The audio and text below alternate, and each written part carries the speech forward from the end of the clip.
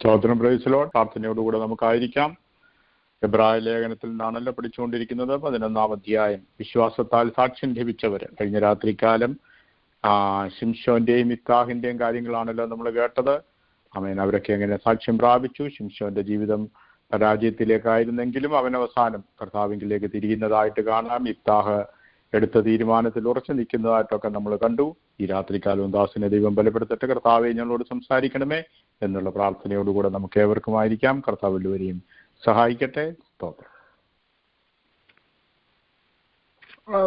Thank you. കർത്താവിന്റെ അതിപരിശുദ്ധമായ നാമം വാഴ്ത്തപ്പെടുമാറാകട്ടെ. പ്രേരണയിൽ കടന്നു വന്നിരിക്കുന്ന എല്ലാ ദൈവമക്കൾക്കും അതുപോലെ തന്നെ ഇതിന്റെ ലീഡർഷിപ്പ് കേൾക്കുന്ന പ്രിയ കർത്താവിന്റെ ദാസനും കടന്നു വന്ന എല്ലാവർക്കും യേശു കർത്താവിന്റെ ധന്യമുള്ള നാമത്തിൽ സ്നേഹവന്ദനത്തെ അറിയിക്കുന്നു. ദൈവമായ കർത്താവ് നിങ്ങളെ എല്ലാവരെയും ധാരാളം അനുഗ്രഹിക്കുകയും സഹായിക്കുകയും ചെയ്യുമാറാകട്ടെ എന്ന് ഞാൻ പ്രാർത്ഥിക്കുന്നു. പ്രിയമുള്ള ദൈവമക്കളെ, നമ്മള് വിശ്വാസത്തിന്റെ കലവറയിൽ നിന്നുമാണ് ചിന്തിച്ചുകൊണ്ട് നിൽക്കുന്നത്. പൊതുവായിട്ടുള്ള വിഷയം പറഞ്ഞു കഴിഞ്ഞാൽ വിശ്വാസ വീരന്മാരുടെ പട്ടികയിൽ നിന്നും നമ്മൾ ഓരോരുത്തരെ എടുത്ത് പഠിച്ചുകൊണ്ടിരിക്കുകയാണ്. അതിനകത്തിന് ഗിദെയോനെ കുറിച്ച് നമ്മൾ പഠിച്ചു. ബാരാക്ക്, ശിംശോൻ. 32 മുതൽ കർത്താനദാസി 32 മുതൽ 37 വരെയുള്ള വാക്യങ്ങളൊന്ന് വായിച്ചാട്ടെ. എബ്രായ ലേഖനം 11:32 മുതൽ. വിശ്വാസത്താൽ അവർ രാജ്യങ്ങളെ അടക്കി, നീതി നടത്തി, വാഗ്ദത്തം പ്രാപിച്ചു, സിംഹങ്ങളുടെ വായ അടച്ചു, തീയുടെ ബലം കെടുത്തു, വാളിന്റെ വായ്ക്ക് തെറ്റി, ബലഹീനതയിൽ ശക്തി പ്രാപിച്ചു, യുദ്ധത്തിൽ വീരന്മാരായി തീർന്നു, അന്യന്മാരുടെ സൈന്യങ്ങളെ ഓടിച്ചു, സ്ത്രീകൾക്ക് തങ്ങളുടെ മരിച്ചവരെ ഉയർത്തെഴുന്നേൽപ്പിനാൽ തിരികെ കിട്ടി, മറ്റു ചിലർ ഏറ്റവും നല്ലൊരു ഉയർത്തെഴുന്നേൽപ്പ് ലഭിക്കേണ്ടതിന് ഉദാഹരണം കൈക്കൊള്ളാതെ ഭേദ്യം ഏറ്റു, വേറെ ചിലർ പരിഹാസം, ചമ്മട്ടി, ചങ്ങല, തടവ് ഇവയാലുള്ള പരീക്ഷ അനുഭവിച്ചു, കല്ലേറേറ്റു, ഈർച്ച വാളാൽ അറക്കപ്പെട്ടു, പരീക്ഷിക്കപ്പെട്ടു, വാളാൽ കൊല്ലപ്പെട്ടു, ജടയാടുകളുടെയും കോലാടുകളുടെയും തോൽ ധരിച്ച് ബുദ്ധിമുട്ടും ഉപദ്രവവും കഷ്ടവും സഹിച്ചു, കാടുകളിലും മലകളിലും ഗുഹകളിലും ഭൂമിയുടെ പിളർപ്പുകളിലും ഉഴന്നു വലഞ്ഞ് ലോകം അവർക്ക് യോഗ്യമായിരുന്നില്ല. അവരെല്ലാവരും വിശ്വാസത്താൽ സാക്ഷ്യം ലഭിച്ചിട്ടും വാഗ്ദത്തം നിവൃത്തി പ്രാപിച്ചില്ല. അവർ നമ്മെ കൂടാതെ രക്ഷാപൂർത്തി പ്രാപിക്കാതിരിക്കേണ്ടതിന് ദൈവം നമുക്ക് വേണ്ടി ഏറ്റവും നല്ലത് മുൻകരുതിയിരിക്കുന്നു. ഈ അധ്യായത്തിൽ നിന്നും 11-ാം അധ്യായത്തിൽ നിന്നും ഘനഗംഭീരമായ പ്രസംഗങ്ങൾ പ്രസംഗിക്കുകയും പ്രബോധിപ്പിക്കുകയും ചെയ്യുന്നവരാണ് ദൈവഭാഗത്തുള്ള അനേക ദൈവമക്കളും ദൈവദാസന്മാരൊക്കെ. പ്രത്യേകം ശ്രദ്ധിക്കേണ്ട ചില വാക്യങ്ങൾ ഞാനിപ്പോ ഒന്ന് വായിക്കാൻ പോവാണ്. 36. അവ വേറെ ചിലർ പരിഹാസം, ചമ്മട്ടി, ചങ്ങല, തടവ് ഇവയാലുള്ള പരീക്ഷ അനുഭവിച്ചു, കല്ലേറേറ്റു, ഈർച്ചവാളുകളാൽ അറക്കപ്പെട്ടു, പരീക്ഷിക്കപ്പെട്ടു, വാളാൽ കൊല്ലപ്പെട്ടു, ജടയാടുകളുടെയും കോലാടുകളുടെയും തോൽ ധരിച്ചു. എന്ന് പറഞ്ഞു കഴിഞ്ഞാൽ ആടിനെ പച്ചയോടെ വിരിച്ചിട്ട് അതിന്റെ തോല് കെട്ടിക്കഴിഞ്ഞു കഴിഞ്ഞാൽ വെയിലത്തോട്ടിടുകയാണ്, ചുരുങ്ങി വരാത്തില്ല. കഴിഞ്ഞ ഇന്നാളില് ഈ കോവിഡിന് മുമ്പാണ്, കോവിഡിന് ശേഷമാണ് ഒരു സമയത്ത് ക്രിസ്ത്യാനികളെ പ്ലാസ്റ്റിക് ബാഗിനകത്ത് കെട്ടിയിട്ടുന്ന നെയ്ക്കടായിട്ട് വെയിലത്തിട്ടേക്കുന്നത് നിങ്ങൾ ഒരുപക്ഷെ കണ്ടു കാണുമായിരിക്കും, പീഡിപ്പിക്കുന്ന കണ്ടു കാണുമായിരിക്കും. ഓക്കെ. അപ്പം ബുദ്ധിമുട്ടും ഉപദ്രവവും കഷ്ടവും സഹിച്ചു. അപ്പം ഇതെല്ലാം ഒരു ക്രിസ്തീയ വിഭാഗത്തിൽ അല്ലെന്നുണ്ടെങ്കിൽ ദൈവത്തെ വാസ്തവമായി സേവിക്കുന്നവരെ അനുഭവിച്ച കാര്യങ്ങളാണ് അവിടെ പറഞ്ഞിരിക്കുന്നത്. ഇന്ന് ആഡംബരമായിട്ടുള്ള ജീവിതം ജീവിക്കുമ്പോൾ പറയും കഷ്ടങ്ങളാണ്, കഷ്ടം പറഞ്ഞുകൊണ്ടിരിക്കുന്നത് കേൾക്കുന്നുണ്ട്. എനിക്ക് അതുകൊണ്ട് എന്റെ ഉച്ച മുതൽ ഉള്ളങ്കാൽ വരെ എനിക്ക് വല്ലാതെ തോന്നും. എന്താണെന്നറിയാമോ? കാരണം ഇവർ ഈ ലക്ഷറിയസ് വീടിനകത്ത് താമസിച്ചിട്ടും കഷ്ടം പറയുന്നുണ്ട്. എന്തോ ഇവരുടെ കഷ്ടമൊന്നും എനിക്കൊരു പിടുത്തവും കിട്ടുന്നില്ല. വിശ്വാസത്താൽ എന്നിട്ട് കാടുകളിലും മലകളിലും ഗുഹകളിലും ഭൂമിയുടെ പിളർപ്പുകളിലും ഉഴന്നു നടന്നു. ലോകം അവർക്ക് എന്തായിരുന്നില്ല, യോഗ്യമായിരുന്നില്ല. അവരെല്ലാവരും വിശ്വാസത്താൽ സാക്ഷ്യം ലഭിച്ചിട്ടും വാഗ്ദത്ത നിവർത്തി പ്രാപിച്ചില്ല. ഇവരെല്ലാം ഇത്രയുമല്ല സംഭവിച്ചിട്ടും അവർക്ക് എന്ത് കിട്ടിയിട്ടില്ല? വാഗ്ദത്ത നിവർത്തി പ്രാപിച്ചിട്ടില്ല. എന്നിട്ട് പറയുകയാണ്, അവർ നിങ്ങളെയും എന്നെയും കൂടാതെ രക്ഷാപൂർത്തി പ്രാപിക്കാതിരിക്കേണ്ടത് ദൈവം നമുക്ക് വേണ്ടി ഏറ്റവും നല്ലതൊരുക്കി. ഇത് പണ്ടൊക്കെ വായിക്കുമെന്ന് എന്റെ ഹൃദയം തുടിക്കുമായിരുന്നു. എടാ, ഇത്രയും നല്ലതൊരുക്കി നമുക്ക് വേണ്ടി തന്നിട്ടും പിന്നെയും കഷ്ടമാണെന്ന് പറഞ്ഞുകൊണ്ട് കിടക്കുന്നവന്റെ തലയ്ക്ക് ഒരൊറ്റ അടി കൊടുത്തിട്ട് ഇതാണ് കഷ്ടമെന്ന് പറയണമെന്ന് തോന്നുന്നു. മക്കളെ, കഷ്ടമെന്ന് പറയാനായിട്ട് തന്നെ അത് തന്നെ പറയുന്നത് തന്നെ ഒരു കഷ്ടമാണ്, അല്ലേ? എനിക്ക് അങ്ങനെ തോന്നുന്നു. നമ്മൾ അങ്ങനെയൊന്നും പറയരുത്. നമ്മള് ഗിദെയോനെ കുറിച്ച് പഠിച്ചു, ബാരാക്കിനെ കുറിച്ച് പഠിച്ചു, ശിംശോനെ കുറിച്ച് പഠിച്ചു. ഇല്ലില്ല, ശിംശോനും യിഫ്താഹും ഇന്നലെ പറഞ്ഞായിരുന്നു. ഇന്ന് ദാവീദും ശമൂവേലിനെ കുറിച്ചുമാണ് ചിന്തിക്കേണ്ടത്. Thank you. ദാവീദിനെ കുറിച്ച് ഒരുപാട് പറയാനുണ്ട്. അധികം ഒന്നും പറയാനായിട്ട് നമുക്ക് പറ്റത്തില്ല. എങ്കിലും കുറച്ച് കാര്യങ്ങൾ നമ്മൾ അറിഞ്ഞിരിക്കണം. 1 ശമൂവേൽ 16-ാം അധ്യായത്തിന്റെ 1-ാമത്തെ വാക്യം ഒന്ന് വായിച്ചാണ്. അനന്തരം യഹോവ ശമൂവേലിനോട്, ഇസ്രായേലിലെ രാജസ്ഥാനത്തിൽ നിന്ന് ഞാൻ ശൗലിനെ തള്ളിയെന്നറിഞ്ഞിരിക്കെ നീ അവനെക്കുറിച്ച് എത്രത്തോളം ദുഃഖിക്കും. കൊമ്പിൽ തൈലം നിറച്ച് പുറപ്പെടുക. ഞാൻ നിന്നെ ബേത്ലഹേമിനായ യിശ്ശായിയുടെ അടുക്കൽ അയക്കും. അവന്റെ മക്കളിൽ ഞാൻ ഒരു രാജാവിനെ കണ്ടിരിക്കുന്നു എന്ന് കൽപ്പിച്ചു. അപ്പൊ രാജാവിനെ നീക്കിയിട്ട് യിശ്ശായിയുടെ പുത്രന്മാരിൽ ഒരുത്തനെ രാജാവാക്കാനായിട്ട് ദൈവം തീരുമാനമെടുത്തു.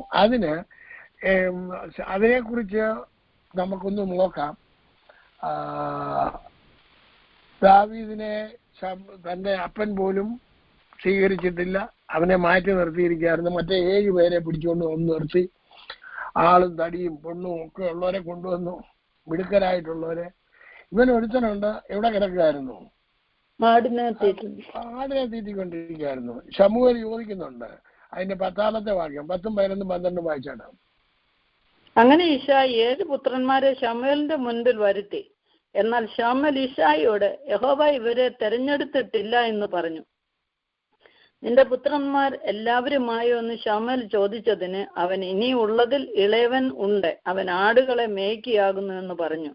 ശമൂവേൽ യിശ്ശായിയോട്, ആളയച്ച് അവനെ വരുത്തുക, അവൻ വന്നിട്ടല്ലാതെ നാം പന്തിക്കിരിക്കയില്ല എന്ന് പറഞ്ഞു. അങ്ങനെ ഒരുത്തൻ ഇനി നമ്മുടെ ഈ പ്രേരണനകത്ത് ഇപ്പോഴും ഉണ്ട്. 8-ാമത്തവൻ കേൾക്കുന്നുണ്ടോ അവിടെ?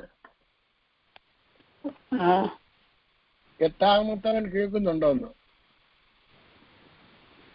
അതാണ് സുഖം പറഞ്ഞത്. 8-ാമത്തവനാണ്. അവരുടെ കുടുംബത്തില് 8-ാമത്തവനാണ്. അത് പുരുഷൻ 10-ാമത്തവനാണോ? ഓ ശരി. സോറി, ഞാൻ ഉദ്ദേശിച്ച് 8-ാമത് കണ്ടിരിക്കുകയായിരുന്നു. ഓക്കെ. ദൈവമക്കളെ, ഇവനെ വരുത്തി ദൈവം അവനെ കുറിച്ച് പറയുന്നത് നമ്മൾ അപ്പോസ്തല പ്രവൃത്തിക്കകത്ത് നോക്കാം. അപ്പോസ്തല പ്രവൃത്തി 13-ാം അധ്യായം 20 മുതൽ 23 വരെയുള്ള വാക്യങ്ങൾ വായിച്ചാട്ടെ. അതിന്റെ ശേഷം അവൻ അവർക്ക് ശമൂവേൽ പ്രവാചകൻ വരെ ന്യായാധിപന്മാരെ കൊടുത്തു. അനന്തരം അവർ ഒരു രാജാവിനെ ചോദിച്ചു. ദൈവം അവർക്ക് ബെന്യാമിൻ ഗോത്രക്കാരനായ കീശിന്റെ മകൻ ശൗലിനെ 40 ആണ്ടേക്ക് കൊടുത്തു. അവനെ നീക്കിയിട്ട് ദാവീദിനെ അവർക്ക് രാജാവായി വാഴിച്ചു. ഞാൻ യിശ്ശായിയുടെ മകനായ ദാവീദിനെ എനിക്ക് ബോധിച്ച പുരുഷനായി കണ്ടു. അവൻ എന്റെ ഹിതമെല്ലാം ചെയ്യുമെന്ന് അവനെക്കുറിച്ച് സാക്ഷ്യം പറഞ്ഞു. അവന്റെ സന്തതിയിൽ നിന്നും ദൈവം വാഗ്ദത്തം ചെയ്തതുപോലെ ഇസ്രായേലിന് യേശു എന്ന രക്ഷിതാവിനെ കൊടുത്തു. നേനാബ്രദറില്ലേ 8-ാമത്തവൻ?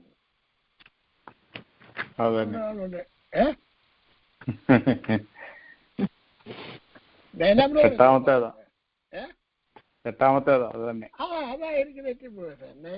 അമ്മച്ച് പറഞ്ഞിട്ടുണ്ട്, ഞാൻ കേട്ടിട്ടുണ്ട്. അപ്പൊ കർത്താദാസൻ എന്ന് വായിച്ചാൽ 13-ന്റെ 20 മുതൽ 23 വരെ ഇംഗ്ലീഷിലൊന്ന് വായിച്ചാട്ടോ. After that, he gave them judges for about 450 years until Samuel the prophet. And afterward, they asked for a king. So God gave them Saul, the son of Kish, a man of the tribe of Benjamin, for 40 years. And when he had removed him, he raised up for them David as king, to whom also he gave testimony and said, I have found David, son of Jesse, a man after my own heart, who will do all my will. From this man's seed, according to the promise, God raised up for Israel a Savior, Jesus. അതിനകത്തില് ഇവിടുത്തുകാർക്ക് മാത്രമല്ല, ഇംഗ്ലീഷിന് അതിനകത്തൊരു പ്രത്യേകതയുണ്ട്. A man after my own heart. നമ്മുടെ മലയാളത്തിൽ ആ വാക്കിന് അത്രയും വലിയ ഒരു ഇതില്ല, ഘനമില്ല.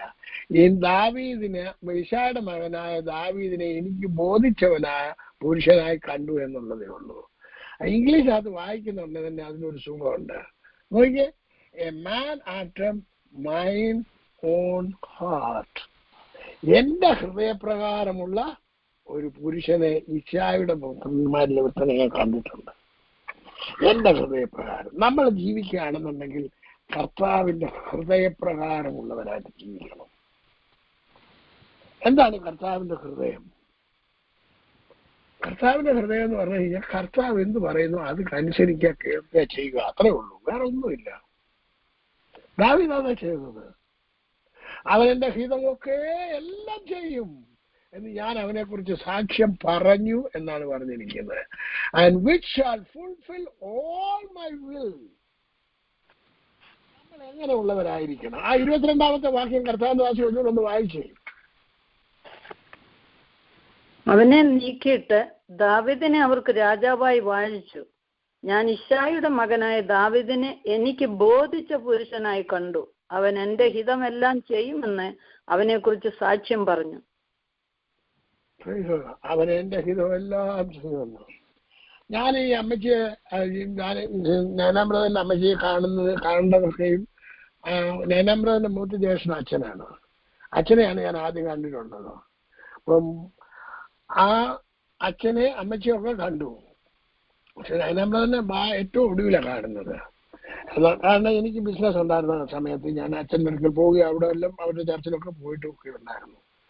ഞാൻ ദൈവമക്കളെ, ഞാനൊരു കാര്യം പറയട്ടെ. ദൈവം കാണുന്നത് നീ എന്ത് ചെയ്യുന്നില്ല, എന്റെ ഹൃദയപ്രകാരമുള്ള ഒരു മനുഷ്യനെയാണ് ദൈവം നോക്കുന്നത്. കർത്താവ് എങ്ങനെയുള്ളവരെ നോക്കുന്നത്? ദൈവത്തിന്റെ ഹൃദയപ്രകാരം എന്റെ ഇഷ്ടമൊക്കെയും ചെയ്യുന്നവൻ. അതാണ് കർത്താവിന് വേണ്ടത്. നിങ്ങളിൽ അത്ര പേര് പറയും, കർത്താവേ നിന്റെ ഇഷ്ടപ്രകാരം ഞാൻ ചെയ്യാൻ തയ്യാറാണ്. അങ്ങനെയുള്ളവരെയാണ് കർത്താവ് തന്റെ ശിഷ്യന്മാരായിട്ട് നടത്തിയത്. അവനെ അതുകൊണ്ടാണ് അപ്പോസ്തലനായ പത്രോസിനോട് ചോദിക്കുന്നത്, യോഹന്നാന്റെ മകനായ ശീമോനെ, ഇവരിൽ അധികമായി നീ എന്നെ സ്നേഹിക്കുന്നുവോ? രണ്ടാമതും ചോദിച്ചാണ്, യോഹന്നാന്റെ മകനായ ശീമോനെ, നീ ഇവരിൽ അധികമായി എന്നെ സ്നേഹിക്കുന്നുവോ? നോക്കണം, ആ ചോദ്യത്തിന് തന്നെ ഉണ്ട് ഒരു ഘനം. എന്താണ് ഈ പത്രോസ് ഭയന്നുപോയി ആ മൂന്നാമത്തെ ചോദ്യത്തിന്. കർത്താവെ നീ സകലതും അറിയുന്നു. ദാവീദ് സാധാരണ മനുഷ്യനെ പോലെ കുറ്റം തെറ്റൊന്നും ഇല്ലാത്തവനൊന്നും ആയിരുന്നില്ല, എല്ലാം ഉള്ളവനായിരുന്നു. എന്ന പ്രത്യേകത എന്തായിരുന്നു? ഏതു സമയത്തും കർത്താവിനെ ആരാധിപ്പാൻ, കർത്താവിനെ മഹത്വപ്പെടുത്തുവാൻ തയ്യാറായി ഉള്ള ഒരു ഹൃദയമുള്ള ഒരു മനുഷ്യൻ. ഏതെല്ലാം പ്രതികൂലങ്ങൾ വരട്ടെ, പ്രശ്നങ്ങൾ വരട്ടെ, ആ പ്രശ്നങ്ങളുടെ മധ്യത്തിൽ കർത്താവിനെ സ്തുതിച്ചു വാഴ്ത്തുന്ന ഒരു ഹൃദയമായിരുന്നു ആർക്കുണ്ടായിരുന്നത്? ദാവീദിനുണ്ടായിരുന്നത്. ദൈവം ദാവീദിനെ കുറിച്ച് പറഞ്ഞിരിക്കുന്നത്, അതെ, ദാവീദിന്റെ മരണഭാഗം കൂടെ ഒന്ന് വായിക്കാം. 1 രാജാക്കന്മാർ 1-ാം അധ്യായം അതിന്റെ 1 മുതൽ 3 വരെയുള്ള വാക്യം വായിച്ചേട്ടോ. ദാവീദ് രാജാവ് വയസ്സ് എന്ന് വൃദ്ധനായപ്പോൾ അവനെ കമ്പിളി പുതപ്പിച്ചിട്ട് കുളിർ മാറിയില്ല. ആകയാൽ അവന്റെ ഭൃത്യന്മാർ അവനോട്, യജമാനായ രാജാവിന് വേണ്ടി കന്യകയായ ഒരു യുവതിയെ അന്വേഷിക്കട്ടെ, അവൾ രാജസന്നിധിയിൽ ശുശ്രൂഷിച്ചു നിൽക്കുകയും യജമാനായ രാജാവിന്റെ കുളിർ മാറേണ്ടതിന് തിരുമാറുകൾ കിടക്കുകയും ചെയ്യട്ടെ എന്ന് പറഞ്ഞു. അങ്ങനെ അവർ സൗന്ദര്യമുള്ള ഒരു യുവതിയെ ഇസ്രായേൽ ദേശത്ത് എല്ലായിടത്തും അന്വേഷിച്ചു. ശൂന്യങ്കാരത്തിയായ അഭിഷഗിനെ കണ്ടു, രാജാവിന്റെ അടുക്കൽ കൊണ്ടുവന്നു. ആ യുവതി അതിസുന്ദരിയായിരുന്നു. അങ്ങനെ ആ ദാവീദിനെ ശുശ്രൂഷിക്കുകയും ദാവീദ് അവിടെ മരണമടയുന്ന കഥയൊക്കെ അതിനകത്തിലുണ്ട്. ഒന്ന് രാജാക്കന്മാരുടെ പുസ്തകത്തിനകത്ത് കാണാം. അതിനു മുമ്പേ ഒന്നാം അധ്യായത്തിനകത്ത് എന്താണ് ശലോമോനെ രാജാവായി അഭിഷേകം ചെയ്ത് ആ ദാവീദിന്റെ കസേരയിൽ ഇരുത്തുന്നത്, സിംഹാസനത്തിൽ ഇരുത്തുന്നത് ദാവീദ് കണ്ടിട്ടാണ് ഈ ലോകത്തിൽ നിന്നും മാറ്റപ്പെട്ടത്. തന്റെ മകൻ, ജ്ഞാനിയായ ഒരു മകനെ അവിടെ ആ സിംഹാസനത്തിൽ ഇരുത്തുന്നു. സാധാരണ മനുഷ്യരെ അല്ല ഇരുത്തിയത്. അന്ന് ഏറ്റവും വലിയ ജ്ഞാനിയായിരുന്നു ആര്? ശലോമോൻ. പിന്നെ അതിനുശേഷമാണ് ദൈവം ആർക്ക് ജ്ഞാനം കൊടുത്തത്? ശലോമോന് ജ്ഞാനം കൊടുക്കുന്നത്. ആ സിംഹാസനത്തിലാണ് നമ്മുടെ കർത്താവ് ഇരിക്കാൻ പോകുന്നത്. അതുകൂടെ വായിച്ചാണ് ലൂക്കോസിന്റെ സുവിശേഷം 1-ാം അധ്യായം 31 മുതൽ 33 വരെയുള്ള വാക്യങ്ങൾ. നീ ഗർഭം ധരിച്ചൊരു മകനെ പ്രസവിക്കും, അവനെ യേശു എന്ന് പേർ വിളിക്കണം. അവൻ വലിയവനാകും, അത്യുന്നതന്റെ പുത്രൻ എന്ന് വിളിക്കപ്പെടും. കർത്താവായ ദൈവം അവന്റെ പിതാവായ ദാവീദിന്റെ സിംഹാസനം അവന് കൊടുക്കും. അവൻ യാക്കോബ് ഗൃഹത്തിന് എന്നേക്കും രാജാവായിരിക്കും. അവന്റെ രാജ്യത്വത്തിന് അവസാനമുണ്ടാകുകയില്ല എന്ന് പറഞ്ഞു. ഞാൻ പ്രസംഗിക്കുമ്പോൾ മിക്കവാറും ഈ വാക്യം പല സമയത്തും വായിപ്പിച്ച് നിങ്ങൾ കേട്ടിട്ടുണ്ട്. എന്താണ് അതിന്റെ അർത്ഥം എന്നുള്ളത് ഗ്രഹിച്ചുകൊണ്ടാണ് ഞാനിത് വായിപ്പിക്കുന്നത്. ഇതിന്റെ അർത്ഥം മനസ്സിലാക്കാനായിട്ട് നമ്മൾ ശ്രമിക്കണം. യേശുവിന്റെ ജനനം തിങ്കൾ ഗബ്രിയേൽ വന്നിട്ട് മറിയയോട് പറയുന്ന ഭാഗങ്ങളാണിത്. എന്താണ് പറയുന്നത്? അവന്റെ പിതാവായ ദാവീദിന്റെ സിംഹാസനം ദൈവം അവന് കൊടുക്കും. അതിന്റെ അർത്ഥം എന്താണ് നിങ്ങൾ മനസ്സിലാക്കിയിരിക്കുന്നത് എന്ന് എനിക്ക് അറിഞ്ഞുകൂടാ. അതിന്റെ അർത്ഥം ഒന്നേ ഉള്ളൂ. ദാവീദ് രാജാവിന്റെ ഭരണം എങ്ങനെയായിരുന്നു അതേ ഭരണഘടനയായിരിക്കും യേശു കർത്താവിന്റെ ഭരണഘടന. ഒന്നുകൂടെ പറഞ്ഞുതരാം.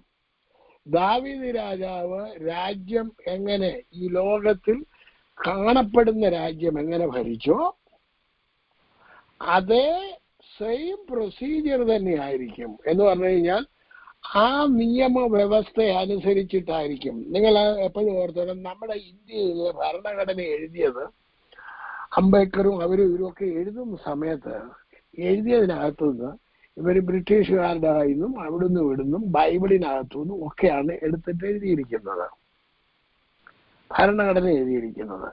അപ്പം ഭരണഘടന എഴുതുക എന്ന് പറയുന്ന ഒരു സാധാരണ ജോലിയല്ല, ഭയങ്കരമായിട്ടുള്ള ജ്ഞാനം ആവശ്യമാണ്. അപ്പൊ ദാവീദിന്റെ ഭരണം എങ്ങനെയായിരുന്നു അതിന്റെ സെയിം പാറ്റേൺ ആണ് യേശു നടത്തുന്നത്. ആ രാജ്യത്തിന്റെ വ്യവസ്ഥയാണ് യേശു കർത്താവ് വന്ന് നമ്മളെ പഠിപ്പിച്ചത്. അതിനെയാണ് ദൈവരാജ്യം എന്ന് വിളിക്കുന്നത്. എന്നാൽ ദാവീദ് നടത്തിയത് ഈ ലോകപ്രകാരമുള്ള രാജ്യമായിരുന്നു. കർത്താവ് നടത്തുന്നത്, കർത്താവിന്റെ സിംഹാസനം എന്ന് പറയുന്നത് ആ ലോകപ്രകാരം, ഈ ലോകത്തിൽ നമ്മളായിരിക്കുമ്പോഴും ആത്മീയ മണ്ഡലം അല്ലെന്നുണ്ടെങ്കിൽ ആത്മീയ മണ്ഡലം നമ്മൾ പറയുമ്പോൾ ദൈവരാജ്യത്തിന്റെ ഭരണഘടന അതേപോലെ തന്നെയാണ്. അതുകൊണ്ടാണ് യേശു പറഞ്ഞത്, മുമ്പേ അവന്റെ രാജ്യവും നീതിയും അന്വേഷിപ്പീൻ, അതോടുകൂടെ ഇതൊക്കെയും നിങ്ങൾക്ക് കിട്ടും. ദൈവനീതി എന്ന് പറഞ്ഞു കഴിഞ്ഞാൽ ദൈവത്തിന്റെ വിധിയാണ്. എന്താണ്? ദൈവത്തിന്റെ വിധി. അപ്പൊ ദൈവവിധി അന്വേഷിക്കണം. നമ്മുടെ വിഷയത്തിന് പരിഹാരം വരാൻ ദൈവത്തിന്റെ വിധി എന്താണ്? ഞാൻ ഒരു വിധി നിങ്ങളെ ഒന്ന് കാണിക്കാം. കർത്താവ് പറഞ്ഞ ഒരു വിധിയാണ്. മത്തായിയുടെ സുവിശേഷം 6-ാം അധ്യായം അതിന്റെ 25-ാമത്തെ വാക്യം. അതുകൊണ്ട് ഞാൻ നിങ്ങളോട് പറയുന്നത്, എന്ത് തിന്നും എന്ത് കുടിക്കുമെന്നും നിങ്ങളുടെ ജീവനായിക്കൊണ്ട് എന്തുടുക്കുമെന്നും ശരീരത്തിനായിക്കൊണ്ട് വിചാരപ്പെടരുത്. ആഹാരത്തെക്കാൾ ജീവനും ഉടുപ്പിനേക്കാൾ ശരീരവും വലുതല്ലയോ? അപ്പൊ ദൈവത്തിന്റെ വിധി എന്തായിരുന്നു? യേശുവിന്റെ വിധി ആഹാരത്തെക്കാൾ ജീവനും ഉടുപ്പിനേക്കാൾ ശരീരവും വലുതാണ്. അതുകൊണ്ട് നിങ്ങൾ ആഹാരത്തിനെ കൊണ്ടും നിങ്ങൾ ഒന്നിനെ കുറിച്ചും എന്ത് ചെയ്യരുത്? വിചാരപ്പെടരുത്. അപ്പൊ അതിനുവേണ്ടി യേശു എന്ത് ചെയ്തു? എന്ത് ചെയ്തു? തന്റെ ജീവനെ എന്റെ ജീവന് വേണ്ടി തന്നു. തന്റെ ശരീരത്തെ എനിക്ക് വേണ്ടി തന്നു. യേശുവിന്റെ ജീവനും യേശുവിന്റെ ശരീരവും എനിക്ക് വേണ്ടി തന്നപ്പോൾ ഞാൻ ഒന്നിനെ കുറിച്ച് എന്ത് ചെയ്യാൻ പാടില്ല? വിചാരപ്പെടാൻ പാടില്ല. അതൊരു വിധിയാണ്. ആ വിധി അങ്ങനെ ഇരിക്കെ ദൈവമക്കൾ ഏറ്റവും കൂടുതൽ എന്തോ ചെയ്തുകൊണ്ടിരിക്കുക? അവരുടെ വിഷയങ്ങളെ ഓർത്ത് വിചാരപ്പെട്ട് കരഞ്ഞു വിളിച്ചുകൊണ്ട് മുമ്പേ അവന്റെ രാജ്യവും അവന്റെ നീതിയും അന്വേഷിപ്പീൻ. ഈ നീതി എന്തായിരുന്നു? ഞാൻ നിങ്ങളോട് പറയുന്നു, നിങ്ങൾ എന്ത് തിന്നും എന്ത് കുടിക്കും എന്ന് നിങ്ങളെ ജീവനായിക്കൊണ്ടും എന്ത് ഉടുക്കുമെന്ന് ശരീരത്തിനായിക്കൊണ്ടും വിചാരപ്പെടരുത്. അതിന്റെ 31-ാമത്തെ വാക്യം ഇംഗ്ലീഷിലൊന്ന് വായിച്ചു കർത്താവിന്റെ വാസനെ. Yeah, therefore do not worry, saying, what shall we eat, or what shall we drink, or what shall we wear? Okay. ഈ മലയാളത്തില് ആകയാൽ എന്ത് തിന്നും എന്ത് കുടിക്കും എന്ന് ഇങ്ങനെ നിങ്ങൾ വിചാരപ്പെടരുതെന്നേ ഉള്ളൂ. ഇംഗ്ലീഷ് പറയുന്നത് ശ്രദ്ധിച്ചാണ്. ഒന്നുകൂടെ വായിച്ചു കർത്താവിന്റെ വാസനെ. Therefore do not worry, saying, what shall we eat, or what shall we drink, or what shall we wear? Okay, അവിടെ ഞാൻ ഒന്നുകൂടെ വായിക്കാം എന്റെ ട്രാൻസ്ലേഷനകത്ത്. Therefore take no thoughts. അതിനകത്ത് വായിച്ച് no worry, saying എന്നൊരു വേർഡ് അതിനകത്ത് കണ്ടോ? saying. നമുക്ക് തോട്ടോ വെറിയോ വന്നാൽ നമ്മൾ എന്ത് ചെയ്യും? പറയും. എന്ത് ചെയ്യും? പറയും. കഴിഞ്ഞ ദിവസം എൻ്റെ മോൾ ഇവിടെ വന്നപ്പം മമ്മിയോട് ഏതാണ്ടൊക്കെ ഒരുപാട് കാര്യങ്ങൾ പറഞ്ഞു. ചില കാര്യങ്ങളൊക്കെ പറഞ്ഞു. ഞാൻ പറഞ്ഞു മമ്മിയൊക്കെ പോയി രാവിലെ അവള് കുഞ്ഞുങ്ങളെ കൊണ്ട് പോകാൻ തുടങ്ങിയിട്ട് ഞാൻ പറഞ്ഞു, വളരെ ഞാൻ നിന്നോട് വെച്ച കാര്യം പറയട്ടെ, നീ ഇന്ന പോലെ ഇന്ന കാര്യങ്ങളൊന്നും സംസാരിക്കരുത്. അല്ല പാപ്പ, അത് ഈ മനുഷ്യർ അവരുടെ ഹൃദയത്തിലുള്ള കാര്യം പറയുന്നത് അവർക്കൊരാശ്വാസമായിരിക്കുമെന്ന്. ഞാൻ പറഞ്ഞ അങ്ങനെയല്ല, അത് സൈക്കോളജിയാണ്. അങ്ങനെ പറയുന്നുണ്ടെങ്കിൽ ആശ്വാസം കിട്ടുമെന്ന് പറയുന്നത്. പക്ഷെ എന്നുണ്ടെങ്കിൽ കർത്താവ് പറഞ്ഞിരിക്കുന്നത് നിനക്ക് നീ ഒന്നിനെ കുറിച്ച് എന്ത് ചെയ്യരുത്? പറയരുത്. എന്ത് ചെയ്യരുത്? പറയരുത്. Therefore take no thought saying, take no worry saying, what shall we eat? അതെന്തായിത്തീരും? അതെങ്ങനെയായിത്തീരും? എൻ്റെ കുഞ്ഞുങ്ങളുടെ വിഷയം എന്തായിത്തീരും? എൻ്റെ ജോലിയുടെ വിഷയം എന്തായിത്തീരും? എൻ്റെ ആ കാര്യം എന്തായിത്തീരും? ഇതിനെക്കുറിച്ച് പറയരുത്. ദാവീദിന്റെ ജീവിതത്തിൽ പ്രശ്നങ്ങൾ ഉണ്ടായിരുന്നോ? കുടുംബത്തിൽ ഉണ്ടായിരുന്നോ ഇല്ലയോ? ആരെങ്കിലും പറഞ്ഞേ? ഉണ്ടായിരുന്നു. രാജാവ് എന്നിട്ട് എന്തെങ്കിലും അതിനെക്കുറിച്ച് പറഞ്ഞു കേട്ടിട്ടുണ്ടോ നിങ്ങൾ ഈ ബൈബിളിനകത്ത്? He never said anything about him. He never said anything about him. ഇതാണ് ഇതിനകത്തിലെ കാര്യം. മക്കളെ, ഞാൻ മറ്റുള്ളവരുടെ കാര്യമൊന്നുമല്ല അറിയുന്നത്, ദാവീദിന്റെ കാര്യമാണ് പറയുന്നത്. ദാവീദിന്റെ സിംഹാസനത്തിലാണ് യേശു ഇരിക്കുന്നത്. യേശു പറയാതെ നമ്മുടെ എല്ലാ ജീവിതത്തിൽ പ്രശ്നങ്ങളും പ്രതികൂലങ്ങളും എല്ലാം ഉണ്ടെന്നേ, ആരുടെ ജീവിതത്തിലാണ് ഇല്ലാത്തത്. അപ്പൊ ദാവീദിന്റെ സ്റ്റോറി അങ്ങോട്ട് വിട്ടു. ഇനി അടുത്തത് ശമൂവേലിന്റെ കാര്യമാണ്. ശമൂവേല് 2 പുസ്തകങ്ങൾ എഴുതി 3 പുസ്തകങ്ങൾ എഴുതി എന്നൊക്കെ പലരും പറയാറുണ്ട്. എനിക്ക് സൂക്ഷ്മമൊന്നും അറിയുന്നൊന്നുമില്ല. എന്നാൽ 2-3 എണ്ണം നമുക്ക് പിന്നെയും സംശയിക്കാതെ വിശ്വസിക്കാൻ സാധിക്കും. 1 ശമൂവേൽ, 2 ശമൂവേൽ, രൂത്തിന്റെ പുസ്തകം. ഇത് ശമൂവേലാണ് എഴുതിയിരിക്കുന്നതെന്ന് കാണാൻ സാധിക്കും. എന്നാൽ ശമൂവേല് 2 ശമൂവേലിനകത്ത് വെച്ച് തന്നെ മരിക്കുന്നതായിട്ട് നമുക്ക് കാണാൻ സാധിക്കും. അപ്പം ശമൂവേല് 2 ശമൂവേൽ മുഴുവനും ശമൂവേൽ തന്നെയാണോ എഴുതിയെന്ന് എനിക്കറിഞ്ഞുകൂടാ. എനിവേ, വേദപണ്ഡിതാക്കൾ എന്താ പറയുന്നു അതനുസരിച്ചിട്ട് മുന്നോട്ട് പോവുക. ഞാൻ പറഞ്ഞതനുസരിച്ചിട്ടല്ല. ഓക്കെ. എന്നാൽ ശമൂവേലിന്റെ സ്റ്റോറിക്കകത്ത് വളരെ രസകരമായിട്ടുള്ള 3 കാര്യങ്ങൾ നിങ്ങളെ ഒന്ന് എടുത്ത് കാണിച്ചിട്ട് നമുക്കിവിടെ അവസാനിപ്പിക്കാം. 3-ാം അധ്യായം അതിന്റെ 19 മുതൽ 21 വരെയുള്ള വാക്യങ്ങൾ വായിച്ചാണ്. എന്നാൽ ശമൂവേൽ വളർന്നു, യഹോവ അവനോടുകൂടെ ഉണ്ടായിരുന്നു, അവന്റെ വചനങ്ങളിൽ ഒന്നും നിഷ്ഫലമാകുവാൻ ഇടവരുത്തിയില്ല. ദാൻ മുതൽ ബെർശേബ വരെയുള്ള ഇസ്രായേലൊക്കെയും ശമൂവേൽ യഹോവയുടെ വിശ്വസ്ത പ്രവാചകൻ എന്ന് ഗ്രഹിച്ചു. ഇങ്ങനെ യഹോവ ശീലോവിൽ വെച്ച് ശമൂവേലിന് യഹോവയുടെ വചനത്താൽ വെളിപ്പെട്ട ശേഷം യഹോവ വീണ്ടും വീണ്ടും ശീലോവിൽ വെച്ച് പ്രത്യക്ഷനായി. ദാൻ മുതൽ ബേർശേബ വരെ ശമൂവേൽ വിശ്വസ്ത പ്രവാചകൻ എന്ന് ഗ്രഹിച്ചു. ചിലര് എന്നോട് ചോദിക്കാറുണ്ട്, ശമൂവേലിന്റെ മക്കൾക്ക് എന്തായി? മക്കളെ, നമ്മള് ഒരാളെ കുറിച്ച് കർത്താവ് ഒരാളെ കണ്ടിരിക്കുന്നത് അവരുടെ മക്കൾ അപ്പന്മാര് പച്ചമാങ്ങ തിന്നു എന്ന് വിചാരിച്ചിട്ട് മക്കളുടെ വായ എന്ത് ചെയ്യത്തില്ല, വിളിക്കത്തില്ല. അത്രേ ഉള്ളൂ. നമ്മൾ ദൈവത്തെ അറിഞ്ഞെന്ന് കണ്ടിട്ട് എല്ലാവരും ദൈവത്തെ അറിയണമെന്ന് നിർബന്ധമൊന്നുമില്ല. ഞാൻ ദൈവത്തെ അറിഞ്ഞില്ല എന്ന് വിചാരിച്ചിട്ട് എന്റെ മക്കൾ അറിയാതിരിക്കണമെന്ന് നിർബന്ധമൊന്നുമില്ല. അതുകൊണ്ട് നമ്മുടെ ജോലി നമ്മൾ ചെയ്യുക. നമ്മൾ വിശ്വസ്തയോടെ പ്രവർത്തിക്കുന്നത് കണ്ടിട്ടാണ് ദൈവം മറ്റുള്ളവർ നേരെ ചൊവ്വേ ആകുന്നത്. പിന്നെ നമ്മുടെ പിന്നിൽ വേറെ പ്രാർത്ഥനയുമുണ്ട്. ഇവിടെ ശമൂവേലിന്റെ പുസ്തകം 1-ാം അധ്യായത്തിലേക്ക് 2-ാം അധ്യായത്തിലേക്ക് വന്നാണ്. സോറി, 1-ാം അധ്യായം അതിന്റെ 6 മുതൽ 6-7 വാക്യം ഒന്ന് വായിച്ചേ. യഹോവ അവളുടെ ഗർഭം അടച്ചിരുന്നതിനാൽ അവളുടെ പ്രതിയോഗി അവളെ വ്യസനിപ്പിപ്പാൻ തക്കോണം വളരെ മുഷിപ്പിച്ചു. അവൾ യഹോവയുടെ ആലയത്തിലേക്ക് പോകുന്ന സമയത്തൊക്കെയും ആണ്ടുതോറും അവൾ അങ്ങനെ ചെയ്തു പോന്നു.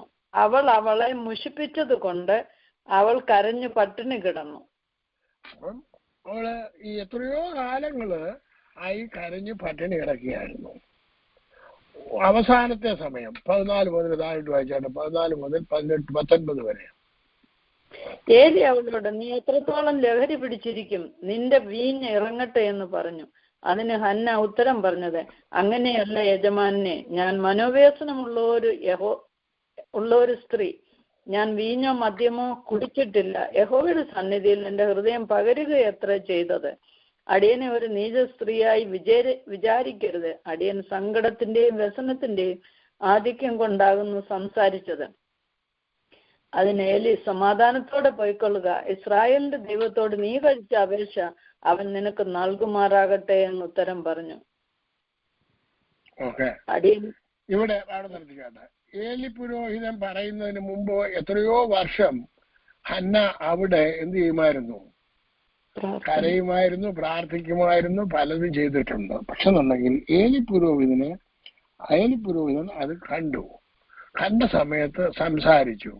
എന്നിട്ട് ഏലിയോട് പറഞ്ഞതിന് ഏലി മറുപടി പറയുന്നു, സമാധാനത്തോടെ പോയിക്കൊള്ളുക, ഇസ്രായേലിന്റെ ദൈവത്തോട് നീ കഴിച്ച അപേക്ഷ അവൻ നിനക്ക് നൽകുമാറാകട്ടെ.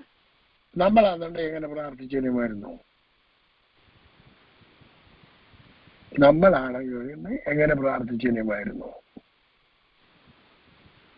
എനിക്ക് കുഞ്ഞുങ്ങളുണ്ടാകുന്നില്ല, എനിക്ക് കുഞ്ഞുങ്ങൾക്ക് വേണ്ടി പ്രാർത്ഥിക്കണമെന്ന് പറഞ്ഞു കഴിഞ്ഞാൽ നമ്മളെന്ന് എങ്ങനെ പ്രാർത്ഥിക്കും? കർത്താവേ, അവളോട് മനസ്സടി തോന്നണേ, കരുണ തോന്നണമേ, കർത്താവേ നിന്റെ സന്നിധി വന്ന് അവൾ കരയുന്നല്ലോ, കർത്താവേ അവളുടെ കണ്ണുനീരിനെ നീ ഭരണിയിലാക്കുന്ന വെക്കുന്ന കർത്താവില്ലയോ, അങ്ങനെയല്ലയോ ഇങ്ങനെയല്ലയോ ഒരുപാട് പദം പറഞ്ഞ് നമ്മൾ എന്ത് ചെയ്യും? പ്രാർത്ഥിക്കും. കർത്താവേ അവർക്ക് കുഞ്ഞിനെ കൊടുക്കണേ, കർത്താവേ അവരുടെ ഗർഭധാത്രം തുറന്നു കൊടുക്കണേ, കർത്താവേ എന്നെല്ലാം പ്രാർത്ഥിക്കും. അങ്ങനെ വല്ലോ ഏലി പുരോഹിതൻ പ്രാർത്ഥിച്ചോ? പിന്നെന്താ പ്രാർത്ഥിച്ച? സമാധാനത്തോടെ ഇസ്രായേലിന്റെ ദൈവത്തോട് നീ കഴിച്ച അപേക്ഷ അവൻ നിനക്ക് നൽകുമാറാകട്ടെ എന്ന് ഉത്തരം പറഞ്ഞു. എന്നിട്ട് അടുത്ത 2 വാക്യം വായിച്ചാട്ടെ. അടിയന് തൃക്കണ്ണിൽ കൃപ ലഭിക്കുമാറാകട്ടെ എന്ന് പറഞ്ഞു സ്ത്രീ തന്റെ വഴിക്ക് പോയി ഭക്ഷണം കഴിച്ചു. അവളുടെ മുഖം പിന്നെ വാടിയതുമില്ല. അനന്തരം അവർ അതികാലത്ത് എഴുന്നേറ്റ് യഹോവയുടെ സന്നിധിയിൽ നമസ്കരിച്ച ശേഷം രാമയിൽ തങ്ങളുടെ വീട്ടിലേക്ക് പോയി. എന്നാൽ എൽക്കാന തന്റെ ഭാര്യയെ ഹന്നായെ പരിഗ്രഹിച്ച യഹോവ അവളെ ഓർത്തു. 1 ആണ്ട് കഴിഞ്ഞിട്ട് അതിന്റെ പ്രധാനപ്പെട്ട ഭാഗം ഓടി അങ്ങ് പോകുമായിരുന്നു. അനന്തരം അവർ അതികാലത്ത് എഴുന്നേറ്റ് യഹോവയുടെ സന്നിധി നമസ്കരിച്ച ശേഷം രാമയിൽ തങ്ങളുടെ വീട്ടിലേക്ക് പോയി. എന്നാൽ എൽക്കാന തന്റെ ഭാര്യയായ ഹന്നയെ പരിഗ്രഹിച്ചു, യഹോവ അവളെ ഓർത്തു. അപ്പൊ ആദ്യമായിട്ടായിരുന്നു ഈ പുള്ളി ഈ എൽക്കാന അവളെ പരിഗ്രഹിക്കുന്നത്? ആദ്യമായിട്ടായിരുന്നോ? അല്ലല്ലോ. പിന്നെ എപ്പോഴാ ദൈവം ഓർത്തത്? ആര് പറഞ്ഞപ്പോഴായിരുന്നു ദൈവം ഓർത്തത്? പുരോഹിതൻ സമാധാനത്തോട്, ദൈവം ഇസ്രായേലിന്റെ ദൈവത്തോട്, നീ കഴിച്ച അപേക്ഷ അവൻ നിനക്ക് നൽകുമാറാകട്ടെ. അപ്പൊ നിങ്ങളുടെ പ്രാർത്ഥന എഫക്റ്റ് ആകണമെന്നുണ്ടെങ്കിൽ എങ്ങനെ പ്രാർത്ഥിക്കണമെന്ന് അവിടെ പറഞ്ഞിട്ടുണ്ട്. രണ്ടാമത്തെ അധ്യായത്തിലൂടെ വായിച്ചാൽ വന്നിട്ട് അതിന് 19 മുതൽ വായിച്ചാട്ട് 19 മുതൽ 21 വരെ. അവന്റെ അമ്മ ആണ്ടുതോറും ഒരു ചെറിയ അങ്കി ഉണ്ടാക്കി തന്റെ ഭർത്താവിനോടുകൂടെ വർഷാന്തര യാഗം കഴിപ്പാൻ വരുമ്പോൾ അവന് കൊണ്ടുവന്ന് കൊടുക്കും. എന്നാൽ ഏലി എൽക്കാനെയും അവന്റെ ഭാര്യയെയും അനുഗ്രഹിച്ചു, ഈ സ്ത്രീ യഹോവയ്ക്ക് കഴിച്ച നിവേദ്യത്തിന് പകരം യഹോവ അവളിൽ നിന്ന് നിനക്ക് സന്തതിയെ നൽകുമാറാകട്ടെ എന്ന് പറഞ്ഞു. പിന്നെ അവർ തങ്ങളുടെ വീട്ടിലേക്ക് പോയി. യഹോവ ഹന്നായെ കടാക്ഷിച്ചു.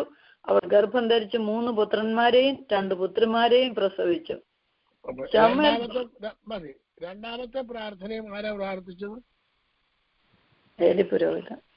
ആർക്ക് വേണ്ടി പ്രാർത്ഥിച്ചു? എൽക്കാനായ്ക്കും ഭാര്യയ്ക്കും വേണ്ടി പ്രാർത്ഥിച്ചു. അവളുടെ ഗർഭപാത്രം ആര് തുറന്നു? ദൈവം തുറന്നു. യഹോവ ഹന്നയെ കടാക്ഷിച്ചു. അവൾ ഗർഭം ധരിച്ചു, 3 പുത്രന്മാരെയും 2 പുത്രിമാരെയും പ്രസവിച്ചു. അപ്പൊ ദൈവം പ്രാർത്ഥന കേൾക്കുന്ന രീതിയിൽ നമ്മൾ പ്രാർത്ഥിക്കാൻ തയ്യാറായ കർത്താവ് എന്ത് ചെയ്യും? പ്രാർത്ഥനയ്ക്ക് മറുപടി തരും. അവിടെ 2 പേരെ കൂടെ നമ്മൾ കണ്ടു. അടുത്ത നാളെ ദൈവം അനുവദിച്ചാൽ ബാക്കി ഭാഗങ്ങൾ ഈ 11-ാം അധ്യായം നമ്മൾ തീർക്കാൻ പോവുകയാണ്. ദൈവം നിങ്ങളെ എല്ലാവരെയും അനുഗ്രഹിക്കുകയും സഹായിക്കുകയും ചെയ്യുമാറാകട്ടെ. സ്തോത്രം. Praise Lord. ഈ രാത്രികാലം നമ്മളെ കേൾപ്പിച്ച നല്ല ദൈവികാലോചനയ്ക്കായിട്ട് ദൈവത്തെ സ്തുതിക്കാം. ദാവീദിന്റെ കാര്യം, ശമൂവേലിന്റെ കാര്യം ഒക്കെയാണല്ലോ ഈ രാത്രികാലം ചിന്തിച്ചത്. വിശ്വാസത്താൽ സാക്ഷ്യം ലഭിച്ചവർ, അതാണ് ഇന്നല്ലോ വിഷയം. സ്തോത്രം. ദാസനെ ദൈവം ബലപ്പെടുത്തിയല്ലോ. കേട്ട വചനങ്ങൾക്കായിട്ട് ദൈവത്തെ സ്തുതിക്കാം. കേട്ട വചനത്തിന്റെ മുന്നിൽ നമ്മളെ തന്നെ താഴ്ത്തി സമർപ്പിച്ചുകൊണ്ട് പ്രാർത്ഥനയോടുകൂടെ വീണ്ടും ആയിരിക്കാം. കർത്താവ് എല്ലാവരെയും സഹായിക്കട്ടെ.